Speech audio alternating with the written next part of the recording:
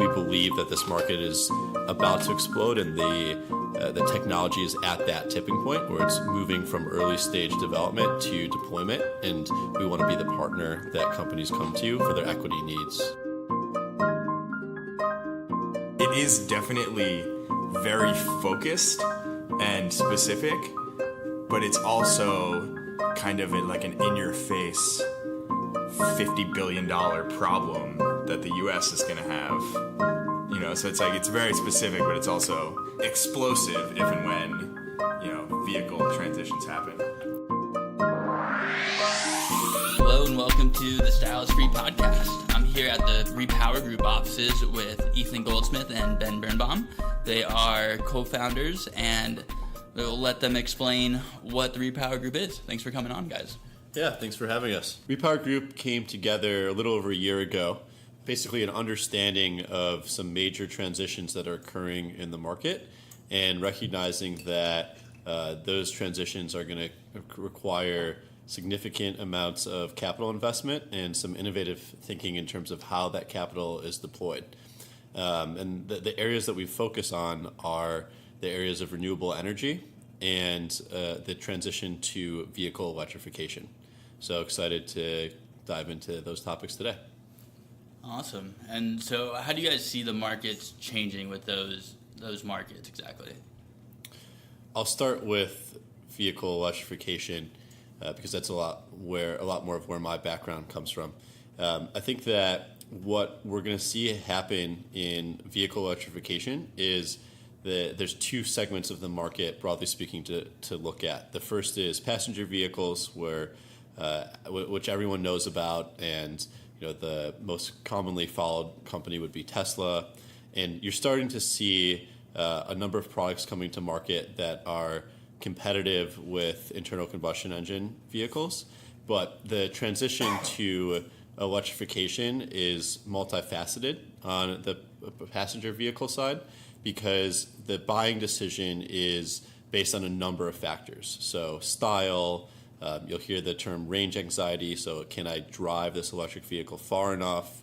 Brand is obviously an important decision factor as well, and not just price is really what I'm getting at. So there's a number of variables that people use when deciding on the passenger vehicle to purchase. So it's great that there's a increasing number of electric vehicles that are coming to market from a passenger vehicle side, but the segment of the market that we are probably most excited about is on the commercial vehicle side. And the reason for that is commercial vehicle purchasers are pretty much exclusively focused on total cost of ownership. So is this the right economic decision for my business? And we're reaching that tipping point in commercial electric vehicles where the total cost of ownership, so taking into account both the upfront purchase cost and the ongoing operating cost of that electric vehicle, is at parity or close to the cost of running an internal combustion commercial vehicle. And as technology improves and battery costs primarily come down, we'll probably, within the next few years, reach the point where it's a no-brainer decision for commercial vehicle buyers to transition to electric vehicle fleets. Awesome. So what type of commercial vehicle fleets are you looking at mostly? Is it city buses, or what type of focus do you guys have? There are a handful of segments that, make most sense when you look at the cost of ownership comparison. But the ones that we're more focused on now from, the way that we look at the market and priority segments to go electric are ones that have relatively predictable routes, as well as relatively predictable range of uses. So, urban last mile delivery vehicles, and you'll see lots of public announcements from folks like, UPS and the different pilots they're running with different electric vehicle OEMs, as well as fixed route buses in cities, and that's even, become unto itself sort of a studied segment for electrification because of how, the routes run. So that's sort of the way that we think about most priority. Also, that kind of carries between the commercial segment versus the passenger segment. In commercial segments, you can really plan, and we haven't really hit on this yet, and this is why we're focused on it as a business, is making the transition from one vehicle type to another is something that takes a lot of consideration.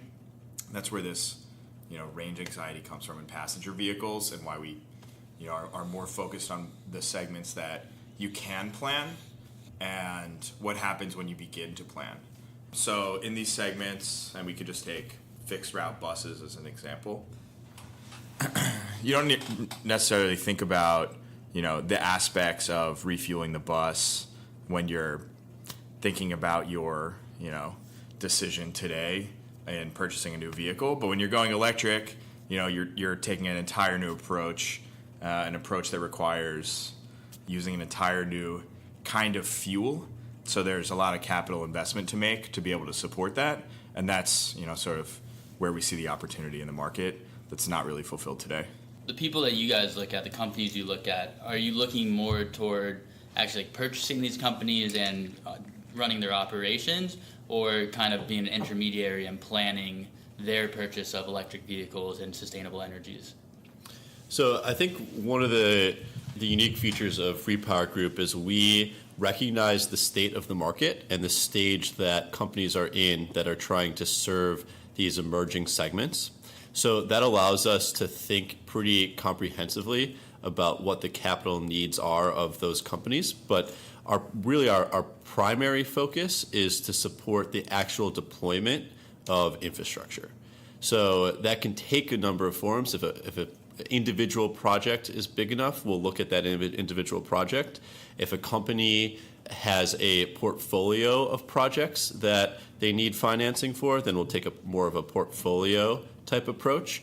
And then looking at the company itself, if they're early stage and we see and they're at the point where they're starting to do deployments, but they might also need support at the corporate level, then we'll look at combined packages of project level support as well as corporate support. I'd caveat that by saying we're not early stage venture investors, so we're not really looking at technologies that are still need significant R&D dollars. But if there's a company that's at the point where they need capital to grow, then that's really where we want to get involved, because we believe that this market is about to explode, and the technology is at that tipping point where it's moving from early stage development to deployment, and we want to be the partner that companies come to for their equity needs, their equity and capital needs at that point. Yeah, so if you fast forward to a world where, or even an individual implementation of, I brought up UPS before, we can just continue to use that as an example. A world where 400 UPS delivery trucks or U.S. Postal Service mail trucks or something like that are sitting in a lot where they all need to, in our world we just talk about electric, but probably a lot of people that you talk to are also excited about autonomous. So we can throw that in there too.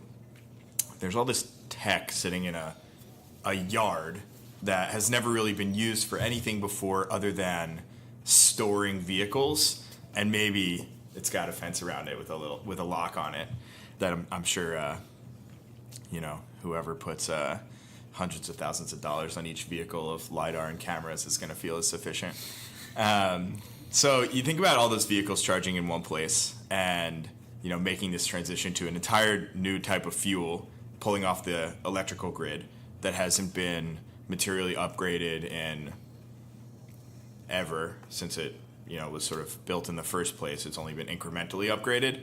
You have a huge disruption to the status quo for how electricity is used in the area, which can have incredible implications to the area around it. But for a commercial operating business like UPS or the Postal Service that needs to run service every day, they need reliability. They need to make sure those trucks are going to be charged every day.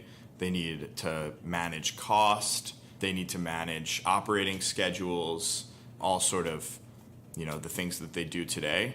But making that transition is sort of impossible unless they can check those boxes as well.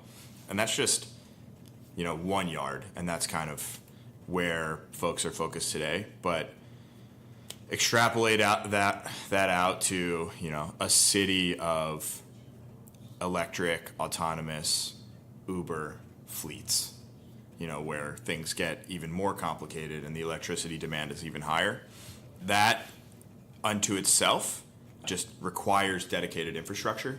It requires also a lot of things, and there are many companies innovating around how that's delivered.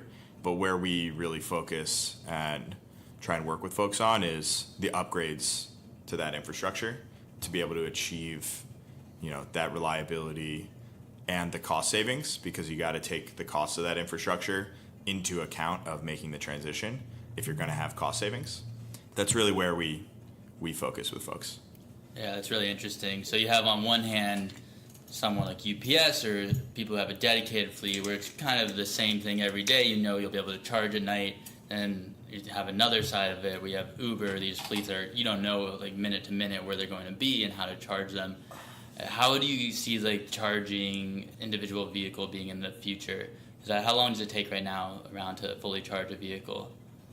You touched on a couple of interesting points there. The first of which is dedicated depot charging versus dedicated open network charging. And I think that we're going to see the depot charging problem being easier to solve because you know who the customer is and you can plan for how much power they're going to need and work with them to recoup that investment cost that you initially need to make in building out the infrastructure for that investment. Whereas in a disaggregated network of chargers, it's a little bit more difficult to build out because you don't know who the customer is going to be or if you're even going to build it in the right place, or if something's going to happen, all vehicles are going to be autonomous and now charging patterns are completely going to change.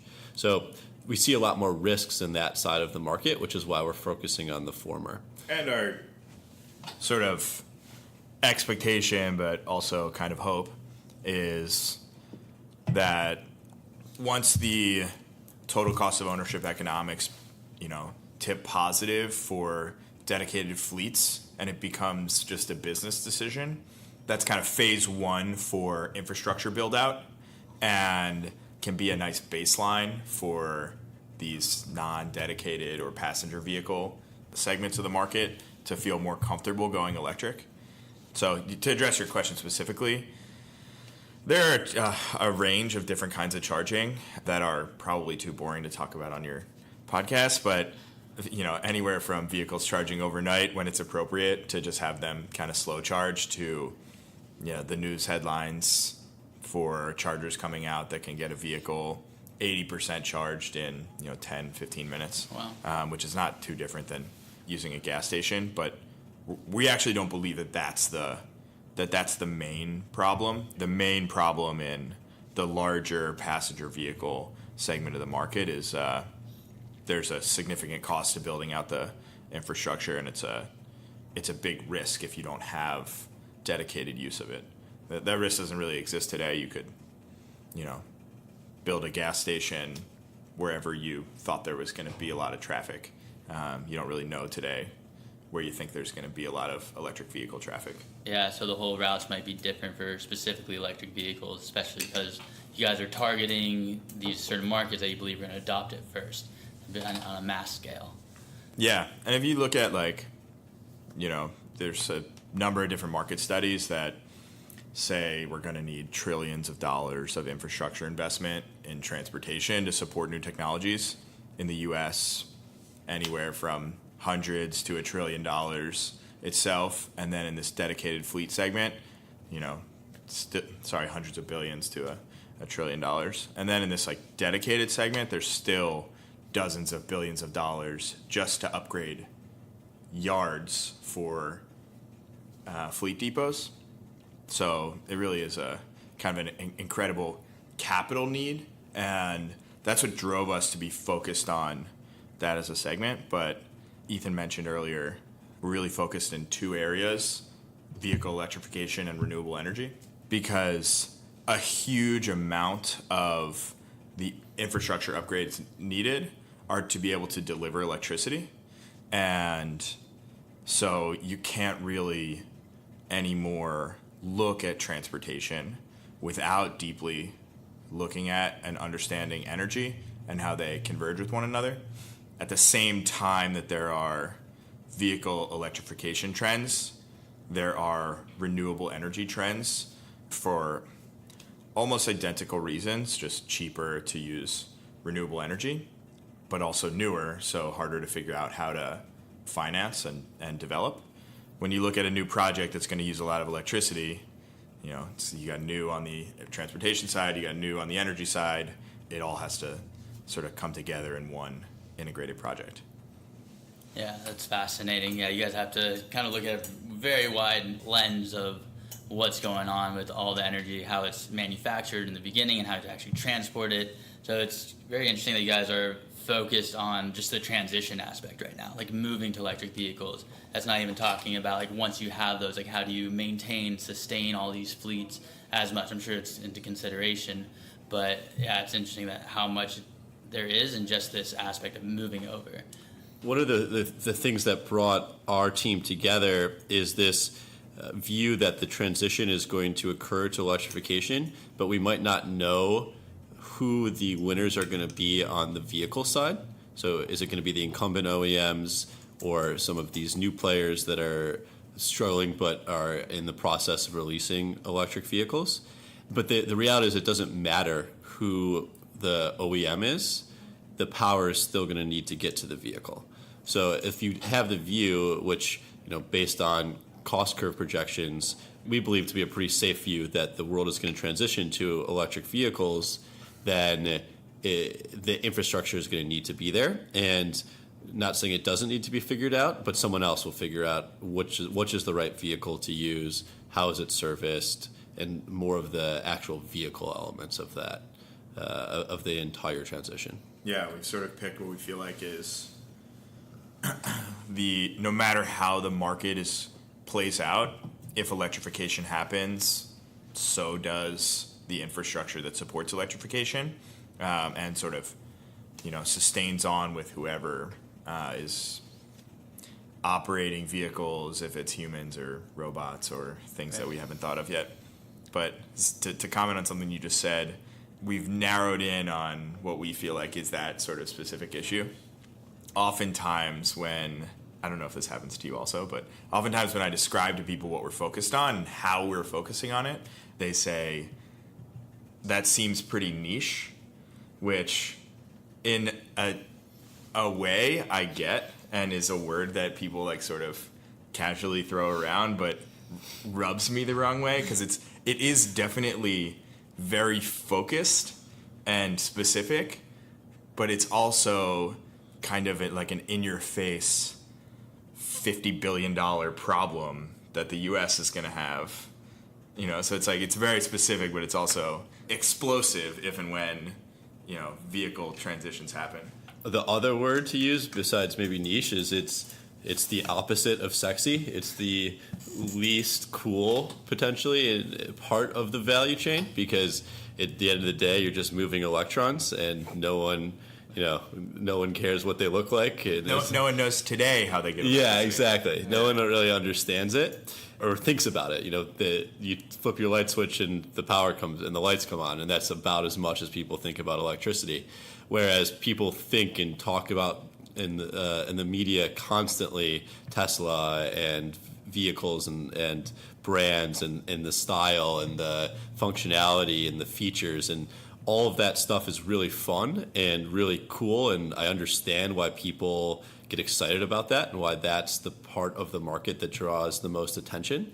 But what we're doing is equally as important, I believe, in the transition. It's just doesn't necessarily have the glow. Yeah, I've heard Elon Musk say recently that his cars are entertainment devices. Like, that's their purpose because they're fun, not necessarily to get you from A to B like most cars, but that you enjoy being inside of those cars. What interesting innovations are you guys seeing in the field of like electric vehicles and sustainable energy and the whole markets that really interest you guys? One of the things that has really started to mature is the financing market and innovative financing solutions for renewable energy. So when you think about renewable energy from a capital perspective versus traditional sources of energy, the investment is fully made up front. So if you're putting in a solar plant, it'll generate power for, we think, 30 years. Solar plants haven't been around for 30 years. We don't know that for sure, but there's pretty good evidence to suggest that they will. But all the investment's made up front, and there's very limited ongoing cost. Versus a gas-fired power plant where there is a significant upfront investment, but there's also this ongoing fuel cost for the life of the plant. So what that means is that there has to be a unique financing solution for solar plants to be able to invest all that capital day one and spread out the cost to the user over the 30 years of the life of the project. So there's a lot of unique solutions to that, and the other thing that makes it a little more complicated is there are varying government incentives from state to state. So you have to get creative to both tackle that upfront investment cost and how you best incorporate the federal and local incentives into your financing solution. And there's a lot of very creative financing people that are working on those types of solutions. And it's just a good indication of the broader topic that brought us together about the capital need, this large upfront capital need that's required to realize what we believe to be long-term savings. Yeah, I think another area where there's some interesting innovation is kind of broadly batteries as a topic, but if you dig into parse it apart a little bit, new types of approaches to batteries energy storage. There's a lot of non-traditional things going on, but a lot of just new applications for where you can use energy storage to reduce peak demand. And I think that as battery costs come down, it's an area where we'll begin to see a lot of deployment, but also a ton of business model innovation when you attach it to something like a microgrid where an area just requires resiliency, or electric vehicle charging networks, or solar projects, or any number of things that can really shift the way that electricity demand is served today. Yeah, maybe to take one step back on the importance of storage as both a technology, but increasingly as we transition from the technology being there to a business model innovation, is when you think about renewable power generation, unlike a gas power plant or a coal plant, you don't get to pick when that plant generates power. A solar field generates power when it's sunny out, and that's predictable, but it's during certain hours of the day. And as we transition to higher percentages of our power coming from renewable sources, that means that we need to find ways to shift when power is generated to when people actually want to consume it. And there's a variety of business model ways that you can incentivize people to use power at certain times of the day, but the other reality is that you'll also have to have some type of storage solutions.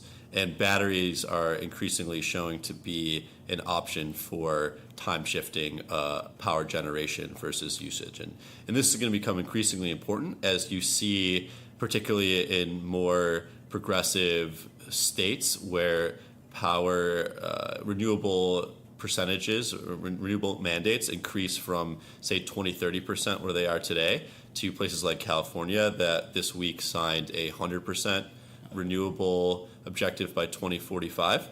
You're going to require massive amounts of these types of innovative storage and business model solutions to be able to meet that objective. Yeah, it's super interesting that you bring up the point of like how unpredictable it is to gather the sustainable energy, because you don't know when it'll be sunny, and you have different places like California, where Southern California is pretty much sunny every day, so you know solar could probably be pretty reliable. Then you come to like New York, you don't know what the weather will be as much. Yeah, speaking of interesting ways to store energy, I saw about a month ago, I think, there was a design for this crane that moves cement blocks. Did you guys see that? No, I haven't seen this something, I don't know the exact details, but something about it stores the energy by just like moving cement blocks on top of each other and like using the potential energy, and supposedly efficient, but just like really funny, like totally different way of looking at it in order to store the energy and make it useful like later on. Yeah. You can't imagine the number of things we see, that are just large, heavy things moving, or ways to use the ocean's energy, or other aspects of natural resources. Maybe this is just a little bit of a tangent, but I think it's a fun one because I saw a really cool proposal to use the Hoover Dam as a giant storage device. So essentially the Hoover Dam blocks water and then lets water through, generating power, and then they would pump that water back up to the top of the dam and use that as stored energy to be used later at a later date. And that's a really interesting solution because there are really two types of the challenge that I just mentioned, like interday power usage issues where batteries are a good solution. So that's using power that's generated during the day at night. But that's not a great solution for seasonality. So in the winter, there's less power generated by solar than there is during the summer.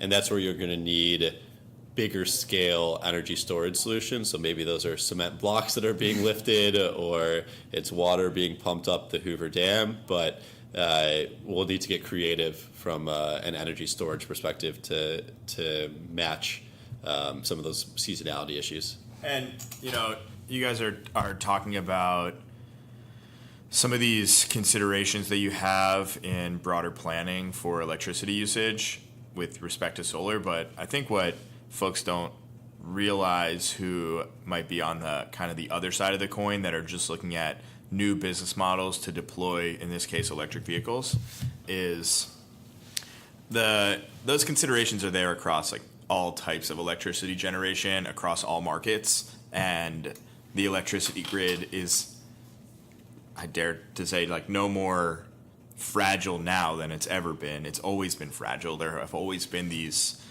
sort of hard to pencil out considerations when a new factory is built or when developing a new neighborhood or something like that. The pace of change on the grid side of things is nowhere near the pace of change on like consumer technology or vehicle technology or anything like that. In the past, there's just been kind of steady development of the electricity grid to support whatever we need it for. But since air conditioners, we haven't really had the thing that required us to really scurry to support other types of innovations before. So I think that's it's something that we constantly feel like is sort of overlooked as maybe one of the primary barriers to adoption of new vehicle technologies. Yeah, just for people wondering how the dam works, you have excess energy that you don't need right then, so you have to like pump it up, use that excess energy so you have the water ready to make more energy to come down. Just wanted to add that in there. But yeah, it's awesome. Like the whole infrastructure is so difficult to move. You can build these electric cars like maybe relatively quickly, or you're always innovating and making new things, but you have this whole setup and infrastructure that you need to plan for and make sure that you don't overspend or that it works. If you spend like millions or billions of dollars on it, you need to make sure that it's going to last a while. Yeah, we just can't really have, and we don't think it will be, but we can't just really have electric cars at scale be a fad because of what's required to support use of them. We couldn't have cars with pumped gas as a fad either. There's gas stations, all over the country. So if we're going to make that transition, and it looks like all the global automakers are all really behind that with, $100 billion plus of investments in new EV product lines announced over the next, 5 or so years. If we are really going to make that transition, we do have to truly commit to it and invest in the infrastructure. So it'll be interesting to see how those commitments play out and how pace of change for the grid to support vehicle technology change can even match where consumers or automakers want it to be. Definitely. There's something else I wanted to pick your guys' brain about. We talked a lot about electric vehicles in the respect of cars, but something else I'm noticing along with these trends is the small personal electric vehicles like e-skateboards, e-bikes, scooters. What are your guys' thoughts on that trend and how that intertwines with everything? I personally think it's more of a mobility trend than a mobility and power trend. I'm excited that they're electric and not pollutive to the environment, but they don't have really a significant power requirement. So that's sort of, from everything we've been talking about, the perspective. That said, I think it's important that, mobility solutions in cities continue to evolve. And everything that we're seeing looks like more complementary solutions. There are some others on the perhaps a more radical side, like electric EV helicopters, and you see headlines on electric planes and things of that nature that are probably way further out in the future. But there's a whole range of non-vehicle electric transportation that makes its way into the headlines somehow. Yeah, I agree with Ben that what excites me the most about it is largely just the continued evolution of mobility and new transportation solutions, particularly as congestion continues to be a larger issue. There needs to be a comprehensive approach to transportation. One thing I thought that was kind of interesting, because I'm always interested in just how things are charged, is how some of these scooter programs are charged and how they rely on individuals to pick up the scooters and bring them home with them and charge them and then drop them back off in the street or something like that. I thought that was quite a unique approach and kind of cool. But there are stories about folks who charge. What's the one in Santa Monica? Bird. That folks who charge birds at their house are having multi-$1,000 electricity bills, and it does carry the exact same sort of theme of what we were discussing earlier. Is when you're consuming a different amount of electricity than normal, you that's real and that's material, and you got to be thoughtful about, or at least you can be thoughtful about how to manage down your consumption and how to manage down your cost of consumption.